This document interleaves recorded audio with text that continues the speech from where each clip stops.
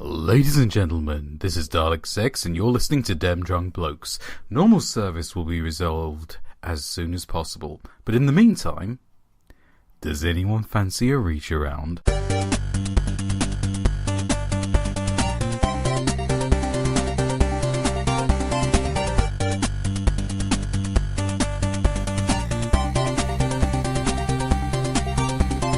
Hi, my name is Dalek Sex. You look like you're lots of fun. Open up your heady holes. Watch out, here I come. It's Dalek's reach round, baby, reach round. It's the reach around, round, round. It's Dalek's reach round, baby, reach round. It's the reach around, round, round.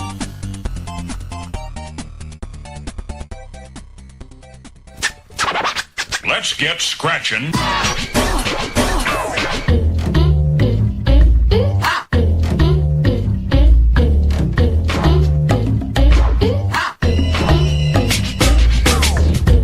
I'm Dalek Sex, at the Voice of Sex on Twitter. You're listening to the Reach Around, and here at the top of the show is the first 2 inches.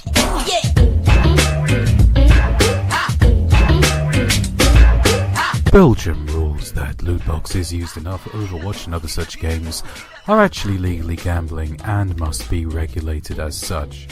Blizzard Activision says it's sad that it disagrees with the Belgian law on its interpretation of its own law. Sort of a bit like Gary Glitter saying that he's sorry, but him and the courts are going to have to agree to disagree on the legal definition of an adult.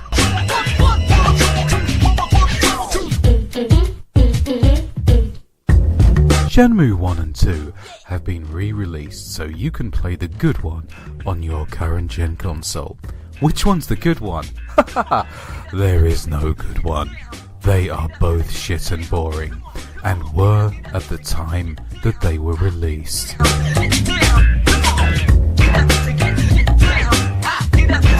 The Game Theory channel has calculated that the special racket-breaking shots featured in Mario Tennis would have to be travelling at least 194,000 miles per hour, or 60 kilometers a second. Literal air molecules would be destroyed, as they would not have time to get out of the way of the tennis ball, resulting in the taking of the life of everyone in the stadium, except for MatPat, who has no life.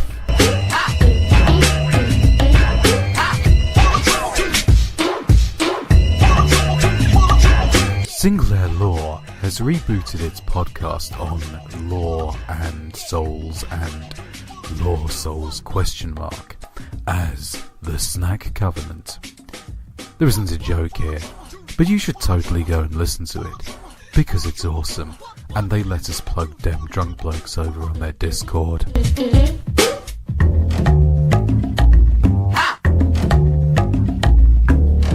And that's the first 2 inches. Give yourself a pat on the back for having dealt with it. It's all plain sailing from here. Everyone knows that the first 2 inches are the worst.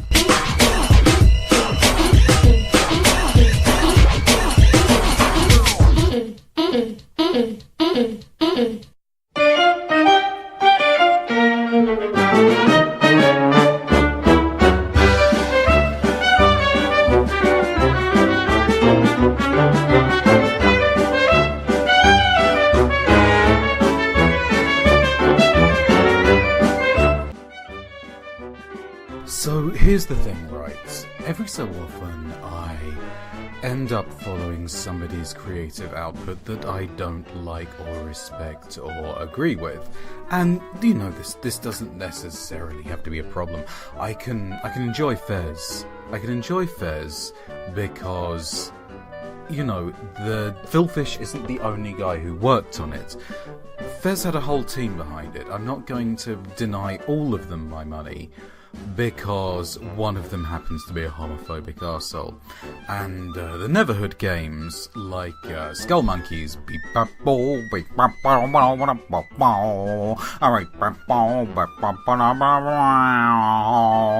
fucking love that game. Skull Monkeys and Neverhood, and what's the one they did recently? Armor Krog! Armor Krog! You know, yes, so the guy in charge of them is a right-wing arsehole. Yeah, it's one guy. When the thing you follow is a one-man show, then it's a little bit more complicated, because nobody's responsible for this shit that's coming out except the creator themselves. And I've always liked Sid Alpha. Well, like isn't really the right word. I've always appreciated his act. He's always been a very staunch consumer advocate in the style of Jim Sterling and Total Biscuit, which is a good thing. But he's sometimes veered to the right a little bit, which is to say that he's been a bit, them pesky SJWs, those feminazis, they're always after me Lucky Charms.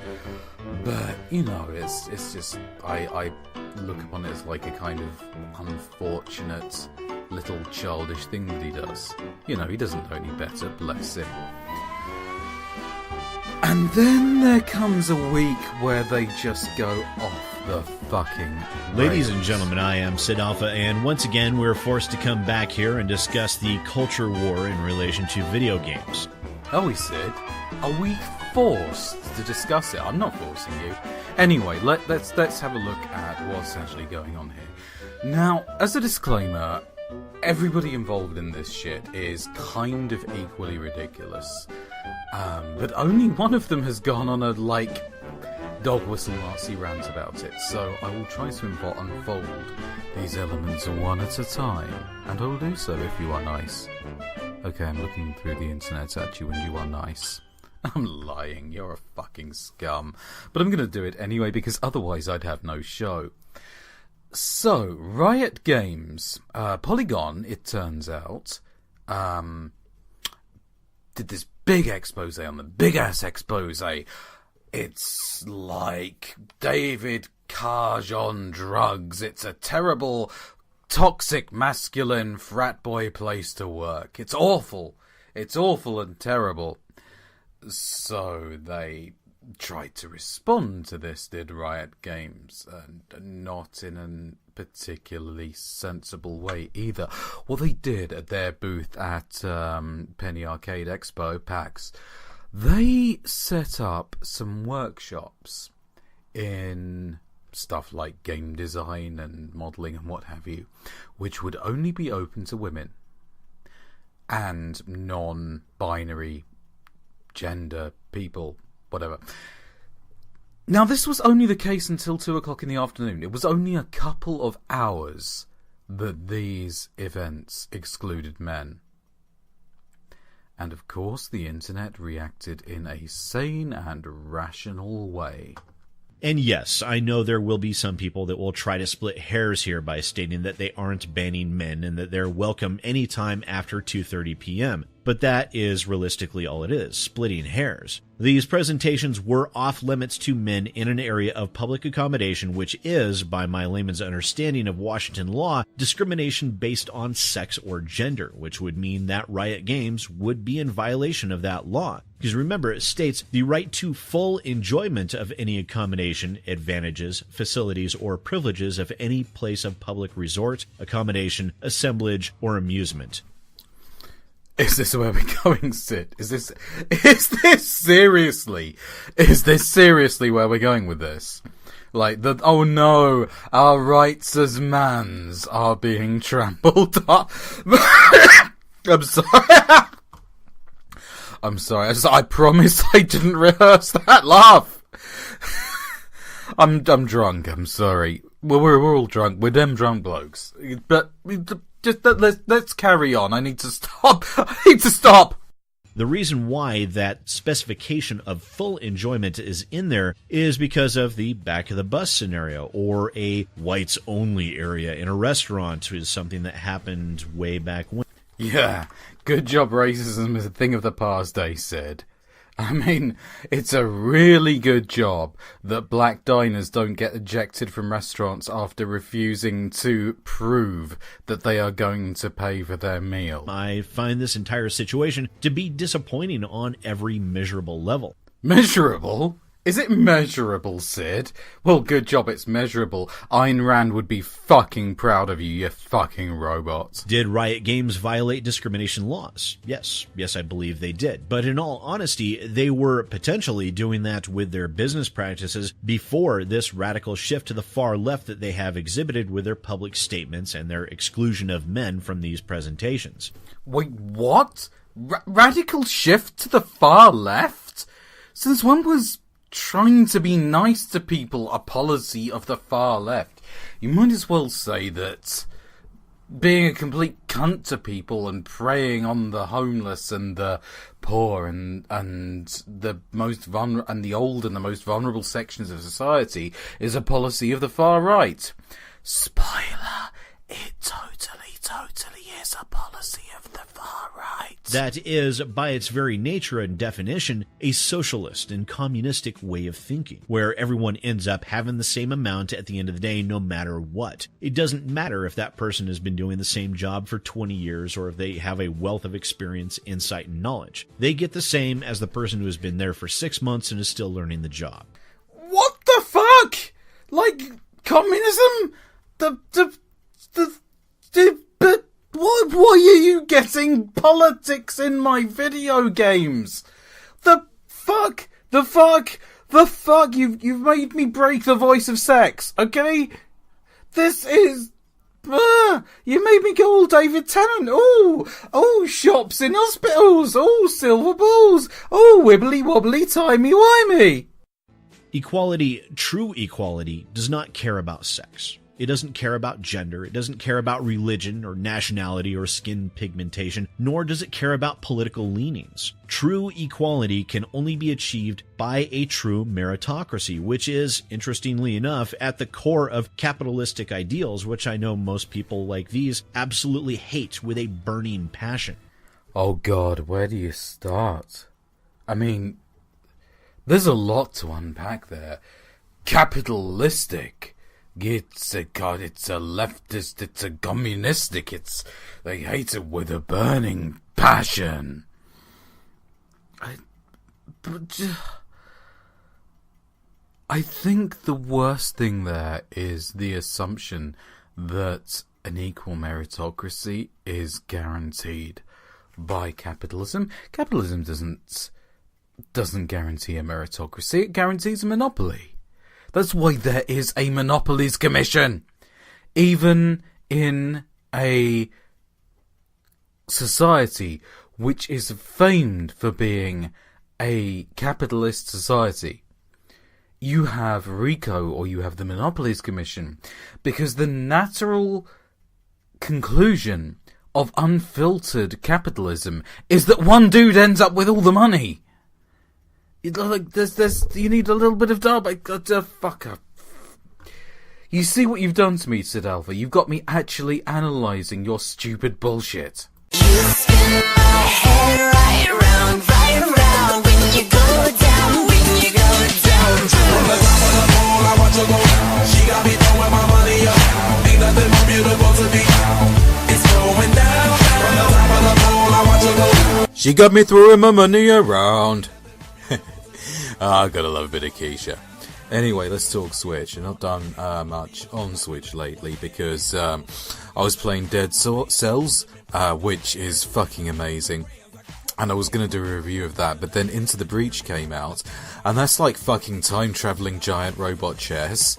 And if you haven't got it, then the fuck is wrong with you, because it's giant robot time-travelling chess, and it's the sequel to FTL. Yes, I'm drunk, and I was going to do something on Into the Breach, but then this whole Nintendo online shit fit started this week, and it's all over my fucking mentions, and it's like they've taken the online service away for free, and all they've given us is these 30 shitty NES games, and yes, it's a shitty deal, but I'm sick of talking about it, so I'm going to get it off my chest. Excuse me. Just let me take a swig of Sainsbury's basic white table wine, and then I've got my Switch in front of me. I'm going to review all of the games in the order that they appear. Right. Balloon fight. Okay, yes, like it better than Joust. Baseball. Don't like it. Too fiddly, too ponderous. Not enough direct control. If you've ever played Konami Pro Yaku Stadium, or whatever it's called, RBI Baseball it's called in the West, that's an example of how to do this kind of game much better.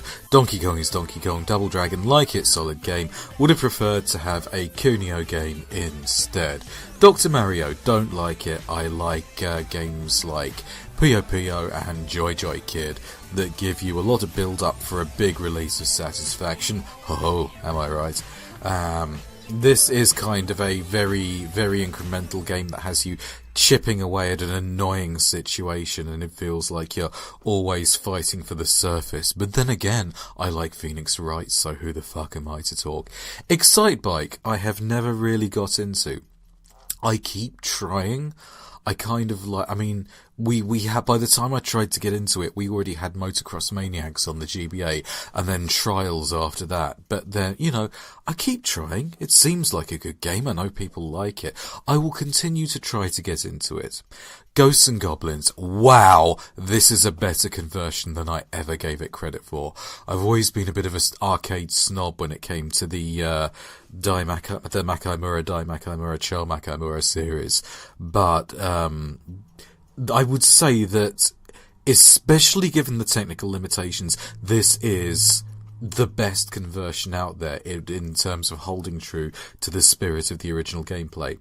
Gradius, which should be Gladius because it's a gladiator's sword, and that's what the ship is shaped like. Solid game, complete cunt of a game. But yeah, solid game, amazing conversion, fantastic music, really good. Ice Climber was shit then, is shit now. How are they in Smash still and not Waluigi? Anyway, I might play this if I can get a second player involved. Even then, they will still play it for about 30 seconds and then say, what the fuck did you use to play, Grandad? Ice Hockey? No idea. Maybe somebody at the Lolacourse can help you with that. Mario Brothers? Yeah, it's alright. I mean, it's not aged well, but it's a good museum piece. Good fun, but it would be good fun if you got an extra player involved. Pro Wrestling. Oh my lord, I cannot sing the praises of this game highly enough. So far ahead of its time. First game with a referee. First game where only counts with the referee involved counted. First game with a cameraman. It's a bit hit and miss. It's all over the place. But, I mean, it's not Matt Mania / The Exciting Hour, which, in my opinion, is the zenith of arcade wrestling games. But it's so far ahead of its time, and it's still so much fun to play. River City Ransom. There's my Kunio game. If you never played River City Ransom, then you need to give yourself a fucking shake. There's a lot of game there. I mean, it's a bit grindy, but there is a lot of game in here.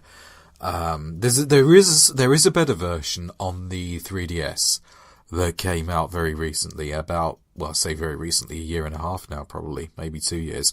But it's a superb game, and the fact that you can two-player co-op it makes the grind a bit more easy to swallow, like Dark Souls. Soccer, I don't know what Nintendo Soccer is like, because football is shit and for cunts.